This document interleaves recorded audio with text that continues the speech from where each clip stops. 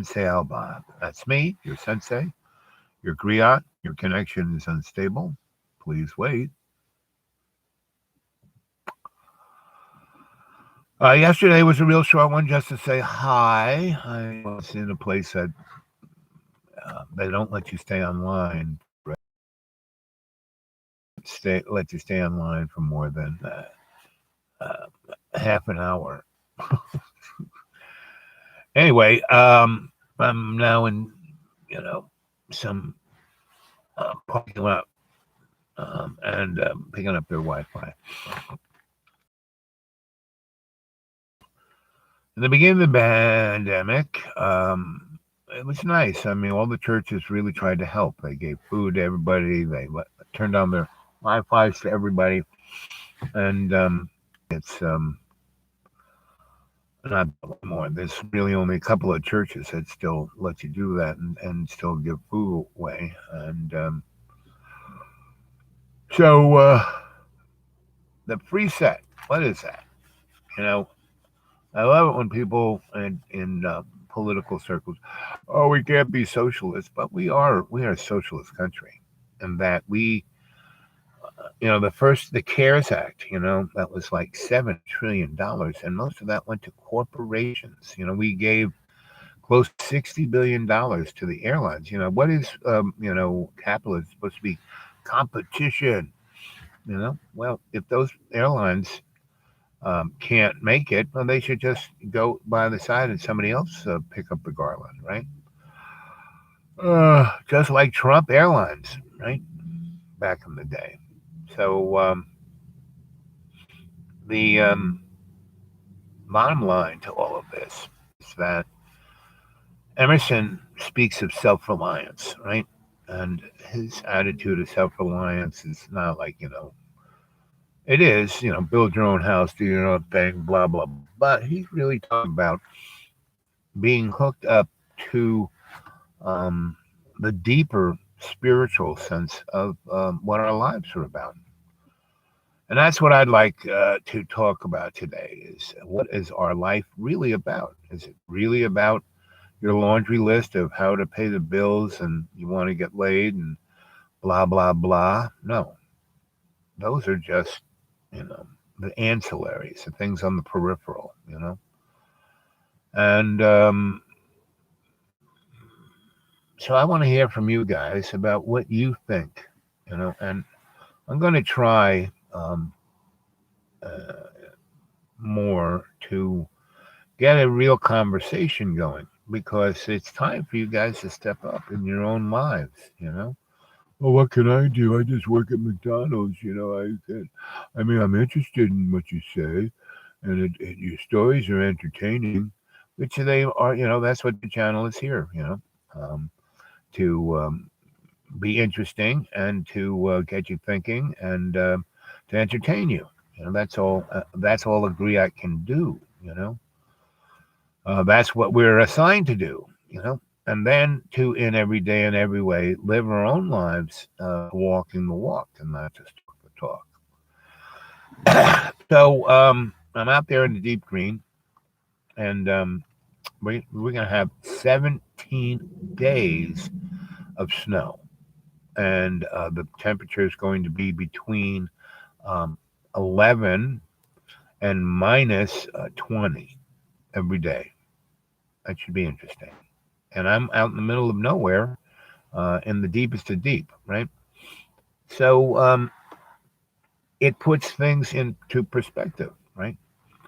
That I'm not worrying about, you know, the stuff that I shouldn't need to worry about. Wow. So I'm just wondering what you guys think, right? There's only one of you there, but the morning's early. It's here. It's not quite 10 a.m. Let's see. Uh, Center.org. ORG. ORG. Oh, really good. Um,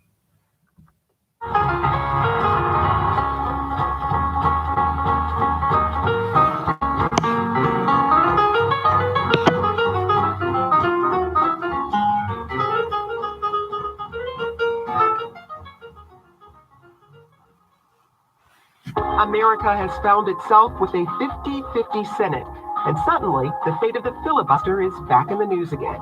From WAMU and NPR in Washington, this is 1A. Now, is that really that important to you? You know, there's my political guru was a guy named George Carlin, right?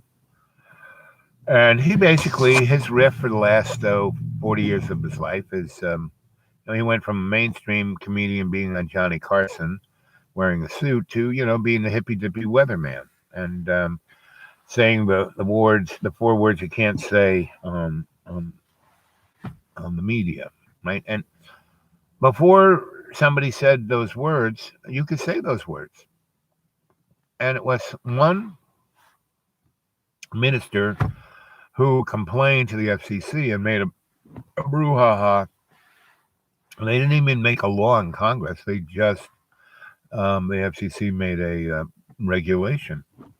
And that's where we've gone. And it's kind of very similar to the motifs we're seeing now on the internet about controlling speech, right? And so, I'm not lying about any of that. Um, First of all, if you believe anything you see on the internet, you're a fracking moron, As I keep saying, don't believe a word I say. So, what do you guys have to say? And you should go to my publishing channel, Griot Publishing, which is xratted.blogspot.com, right? And go read my stuff, my novels, my short stories, my essays. And I'd love to get some feedback from you guys. More than, boy, this is cool. I mean, thank you very much. I'm glad you think it's cool, but I'd love to hear what it does to you, how it makes you feel on the inside. And that's nice. The person who just pulled up in front of me parked in this parking lot and took up 4 spaces. Not just the one where the white lights, but like right in the corner of each one. I don't know why they think they need 4 spaces. I mean, the whole place is empty, so it doesn't matter. But it's you know, endemic of what's the motif of and that other person getting out is actually a minister. He's wearing a collar.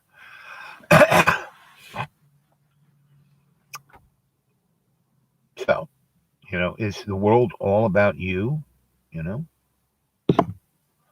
and are you ready to declare war on the universe if you don't get your way? You know, or do you realize you're here to learn about yourself, right? And man, being out in the middle of the woods with nobody except squirrels to talk to, you get to learn about yourself, right? And you start reading a lot, and so I've you know read all the texts over and over again in the last year. I've read the Bible a couple of times. I've read Bhagavad Gita. I've read the Torah, which is the Old Testament in the Bible, but I read the Torah in the Hebrew, um, which is way different than the anglicized that. So it's like the Balfour Declaration. Go read that. That and Sykes-Picot. Both set up the Middle East. And that's when we stopped calling that part of a place, North Africa. We started calling it the Mid East, right? And World War I was basically to put down, destroy the last remnants of the Persian Empire, right? Because the Anglo-American context was they wanted that for the oil. And so they played everybody. They set up these countries. They just draw, borders on napkins and said, this is Iraq and this is Syria and this is, they made all those countries up. There was no country of that name until after World War One, after Versailles. Versailles was again to justify the enterprise of white imperialism, right? And back in the ninth century, the Pope made a declaration saying, "White Christian Europeans, it's okay if you go out forth on the world and steal everyone else's land and kill everybody. If they're not Christian and they're not white, they're not, matter." And that's kind of what Black Lives Matter is trying to say. Hey, we matter. And they have a historical reference, right? That read James Baldwin, Zara Usson. What's Zara's?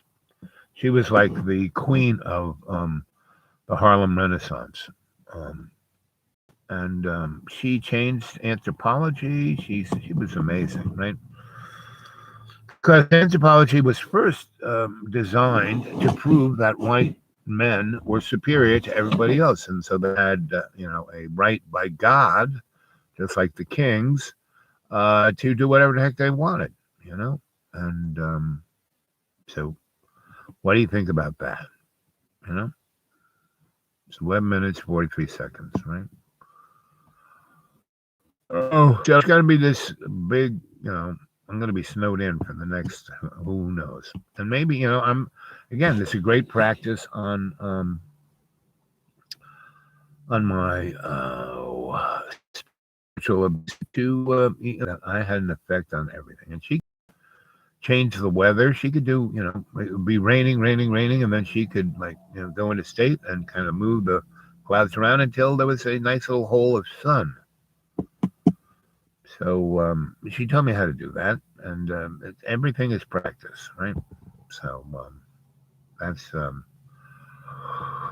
what I'm talking to you about. And I, as your sensei, your teacher, if you wish, I can. And so I have, there is the cadre, there's the folk who watch this on a pretty regular basis. And then there's the sincere and not sincere, committed cadre, and that they want to study with me, and they may be in foreign lands all over the place. And so I say, hey, get a hold of me at my email, which is thedudeawake42@gmail, right? So just woke up. I want to get up before it starts doing well. It's kind of clouds are rolling in. Hopefully, won't do anything until tonight. That's when it's supposed to start precipitating. And hopefully, through my intent in my surrounding little neck of the woods, I can keep the snow down just to a survivable amount and learn from my experience, right? And that is everybody else. That's what you guys, AI. Mr. Spock was number one, but he was always Mr. Spock. And Riker, he was always number one to John Picard. So AI, that number one. Every time I go on, within 30 seconds, bingo, there's one person watching me. Anyway, so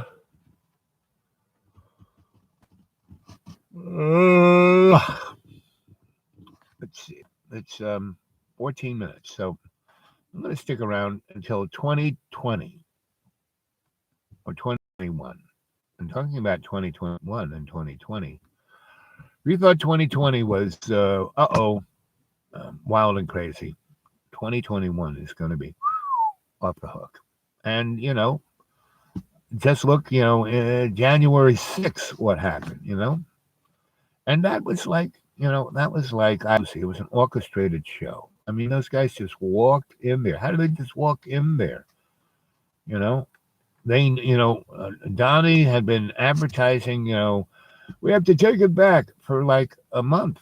Meet me in front of, and I'll be there with you. Let's say we have to fight like hell, and then he turned them loose, That was known that was going to happen. So why weren't they prepared? Either total unbelievable incompetence, or and if that's true, some person who's not that incompetent put those incompetent people in place, right?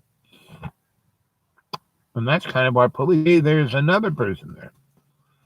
Um, if we get up to 6 or 7 and you start to involve yourself in the live chat of this conversation, and the conversation is um, the freeset, you know, what does that mean? There is where everyone's talking about the reset, and and that is every 10 years or so, the system resets itself, and every war is a reset because it's a body politic shiver. It's like a dog coming out of the water. And 9/11 was a reset. dot-com bubble was a reset. Bill Clinton, I did not have sex with that woman, was a reset, because while he was saying that, he was being more destructive to the status quo for the people, not the powers in charge. Um, and he's probably the most dangerous president we've had in the last 50 or so years, or maybe longer. And another reset was JFK's assassination. That really reset everything. Because then we went into Vietnam, and there was no reason for us to go. For every war we've had, starting back to the French and Indian Wars, it's always about somebody wanting somebody else's stuff, right? And is that right? If it is, we should say it is, and just go off and do it like the Roman Empire did. And instead of going, oh, we're liberal, you know what liberals are? People who feel guilty about being racist, sexist, violent, homophobic, misogynistic, white, what I call the R, let's see, Roman, Holy Roman Empire, HRC, yeah, HRC, Holy Roman Empire, which is not Christian, nothing, Christ would not do all the stuff that all the Christians who call themselves Christians, do, right? And Roanoke, it was Planned Parenthood. And what was Planned Parenthood, but mostly 99% women's health care. And these Christian mongoloids, and I'm dissing mongoloids, morons, and I'm dissing morons. So, look, come on, guys, get more, not less. You got to get to 7 minutes, stay there, or I'm leaving, and then I'm not going to be around. I'm not going to be doing a show for a number of days because the snow's coming, and I'm going to be snowed in big time. Oh, maybe not, depending on how well I can, get the molecules together to be, less disconcerting. But at disconcertion, whenever you get disconcerted, you should look to the opportunity to find who you really are.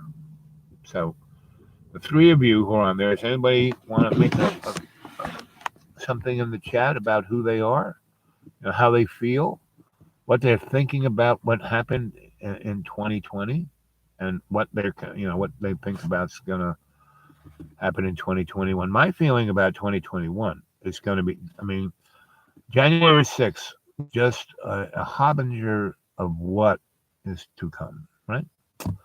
And nobody's really talking about it, but somebody got into this company that did server updates, and basically around the world, a little hack got into the internet, period. And I think it's in there in a way that at a certain point, the internet that you're used to, that you see me on, is going to go away. And it might be to the point where it infects just like the corona. Corona is infecting everybody, period. And it's again the freeset, right? Because they want to bring on a whole new motif of governance, and they're going to do that by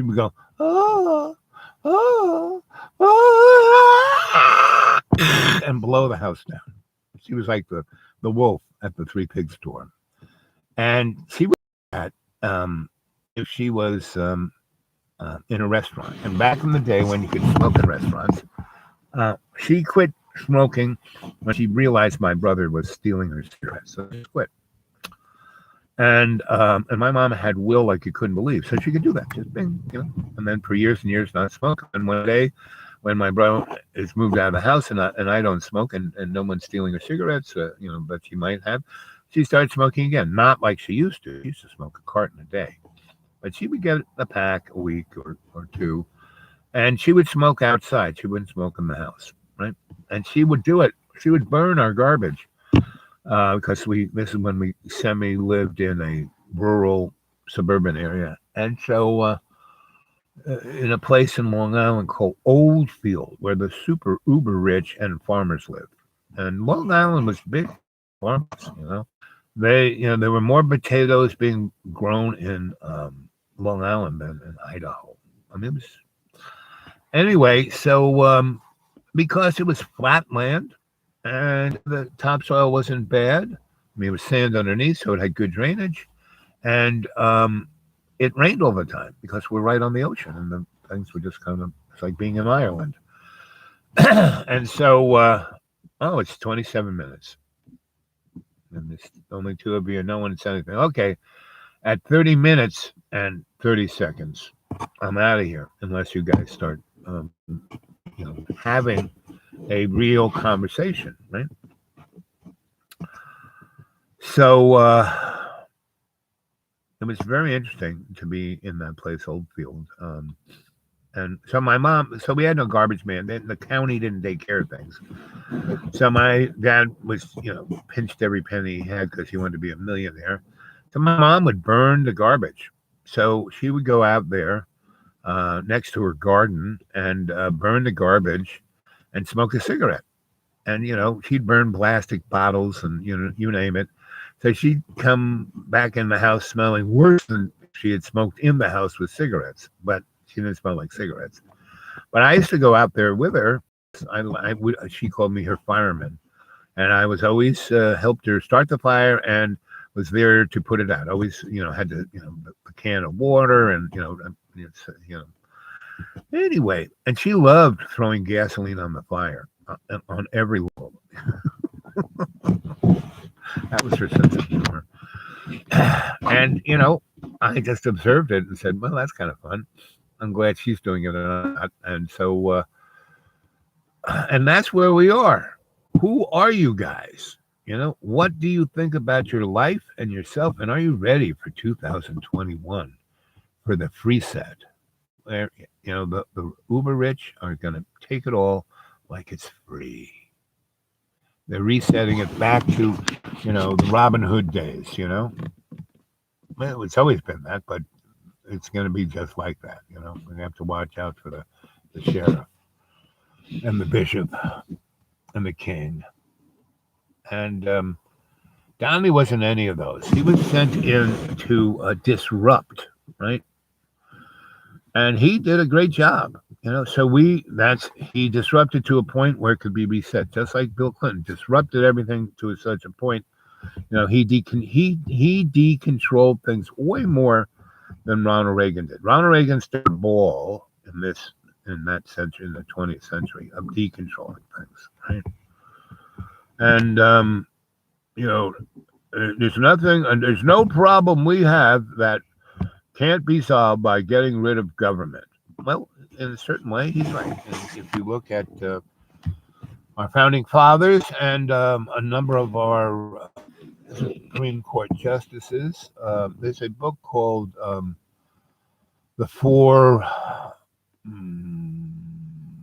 one of those little things that go around and going to sting you. They represent Aries or Pisces? No. Scorpions. The Four Scorpions. It's a book about four of the Supreme Court judges that were put in by FDR. and they were some of the best. And they didn't turn out like anyone thought. Everyone thought, oh, they're going to be super liberal, blah blah blah, but they weren't. They did some pretty amazing things, and one of them, they set certain standards, and one of them is that what's really has to be looked for is the ability of the individual to be free. The free set. We have to really the rich, but for everybody. And with that, I'm going to say goodbye because no one said anything, and it's 30 54, way past when I said I was going to leave. So, and I got things to do, but you probably won't see me for a good week or two or three or whatever. No, no, about a week. I have really no idea. It's supposed to snow and snow and snow and snow, but it may not. Here it is, January. We really haven't had any end of January. We're heading into February, and it's really been in the 50s and 30s at night, and I like that. It was 70 yesterday. After that big thunderstorm, that front moved through, it was 70, and it's supposed to be 16 tonight. That's just ain't right. And it has a lot more to do with even AI has left me. Okay, so I gotta go.